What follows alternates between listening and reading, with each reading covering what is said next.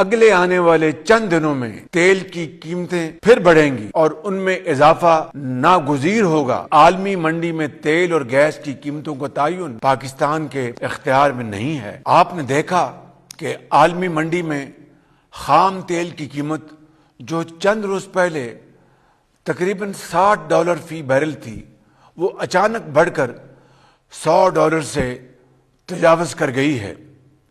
اگر حالات خدا نہ خواستہ یوں ہی بگڑتے رہے تو یہ قیمتیں قابو سے باہر ہو جائیں گی۔ میرے بھائی اور بہنوں، ہماری معیشت زراعت، صنعتوں، ٹرانسپورٹیشن اور روزمرہ کی زندگی کا زیادہ انحصار خلیج سے آنے والے تیل اور گیس کی فراہمی پر ہے۔ اسی حقیقت کو سامنے رکھتے ہوئے حکومت نے معیشت کے استحکام کے لیے نہایت اہم اور مشکل فیصلے کیے۔ ایسے انتظامی اور معاشی فیصلے جو ہرگز آسان نہیں تھے۔ ہم نے مالیاتی نظم و ضبط کو بہتر بنایا اور توانائی کے شعبے میں اصلاحات متعارف کرائیں تاکہ پاکستان کو درپیش توانائی بحران کو کم کیا جا سکے۔ تاہم ہمیں یہ حقیقت بھی تسلیم کرنی ہوگی کہ عالمی منڈی میں تیل اور گیس کی قیمتوں کا تعین پاکستان کے اختیار میں نہیں ہے۔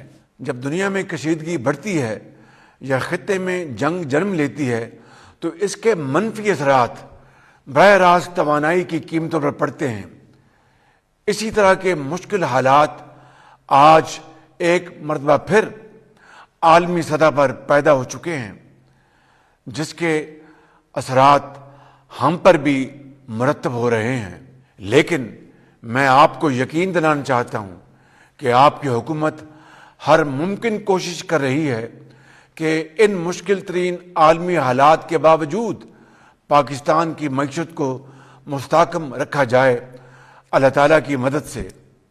میرے بزرگوں، بھائی اور بہنوں، حکومت کو حالیہ دنوں میں تیل کی قیمتوں میں جو اضافہ کرنا پڑا وہ بلا شبہ ایک انتہائی مشکل اور دل پر پتھر رکھ کر کیا جانے والا فیصلہ تھا، جس کی منظوری دیتے ہوئے میرے دل اور دماغ ایک کشمکش سے گزرے۔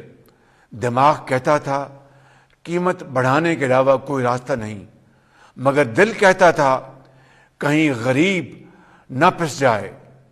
مجھے پٹرول اور ڈیزل کی قیمتوں میں موجودہ اضافے سے کہیں زیادہ اضافہ کرنے کی تجویز دی گئی۔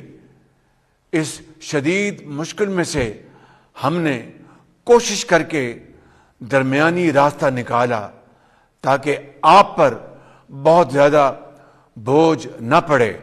میرے بھائی اور بہنوں، آپ سب اس بات کے گواہ ہیں کہ گزشتہ برسوں میں پاکستان کو کس قدر مشکل معاشی حالات کا سامنا کرنا پڑا۔ ایک وقت ایسا بھی آیا جب پاکستان کو دیوالیہ ہونے کے خطرات کا سامنا تھا۔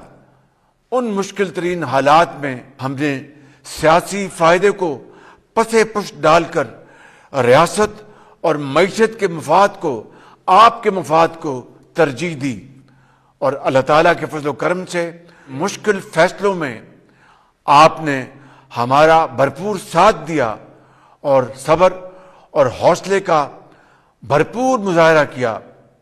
اسی طرح مہنگائی کی شرح میں نمایاں کمی آئی، پالیسی ریٹ تقریباً نصف ہو چکا ہے، روپے کی قدر الحمدللہ مستحکم ہے، اور بجلی کی قیمتوں میں بھی بڑی محنت سے، بڑی ارک ریزی سے کمی لائی گئی ہے۔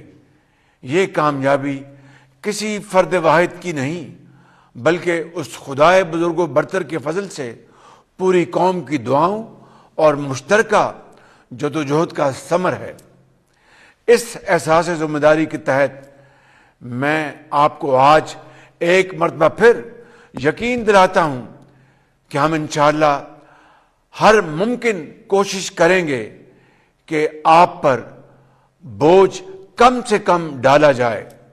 میں اس حقیقت سے بخوبی آگاہ ہوں کہ جب گھر کے بزرگوں کی دوائی کے لیے پیسے کم پڑ جائیں یا بچوں کی تعلیمی اخراجات کی فکر دل پر بوجھ بن جائے تو ایک باپ، ایک ماں اور بیٹے کے دل پر کیا گزرتی ہے۔ یہ وہ کرب ہے جو الفاظ میں بیان نہیں کیا جا سکتا۔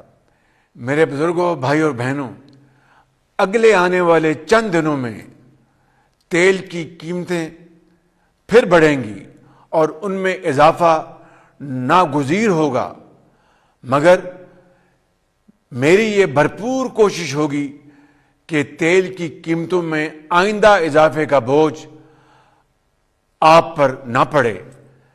اس مقصد کے لیے دن رات مشاورت اور کاوشیں جاری ہیں، اور اللہ تعالیٰ کو اگر منظور ہوا تو میں انشاءاللہ آپ کو مایوس نہیں کروں گا۔